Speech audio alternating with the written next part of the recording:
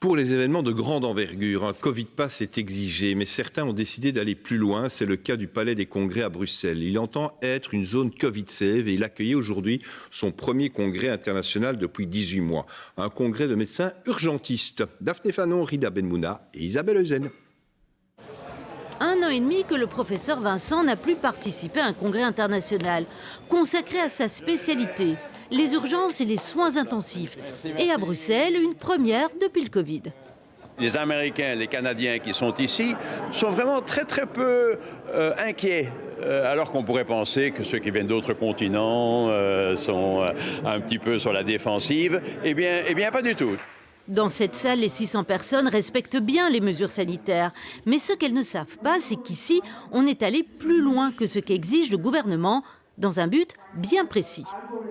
Rassurer notre secteur d'activité et permettre à notre secteur d'activité de reprendre son activité durablement et non pas à coup par coup ou devoir refermer dans quelques semaines.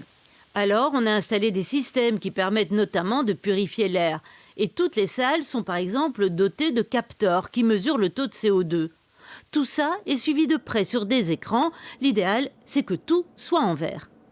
En ce cas où ça devient rouge, il y a une procédure où il y a certaines actions. Ça peut être ouvrir des fenêtres, augmenter la ventilation, mettre des purificateurs dans la salle ou éventuellement évacuer des gens de la salle temporairement ou mettre moins de personnes pour revenir à des taux de CO2 et d'aérosols qui sont acceptables.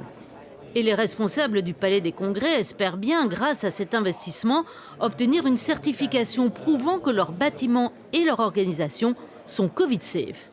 Nous sommes des contrôleurs, donc ça veut dire que nous allons regarder donc tous les appareils qui doivent rassurer un certain flux d'air, un renouvellement d'air. Donc on contrôle, on calcule, on recalcule, et c'est sur base de toutes ces données-là qu'on peut faire vraiment un check. Avec une telle certification, le Palais des Congrès espère convaincre les autorités de pouvoir accueillir plus de participants.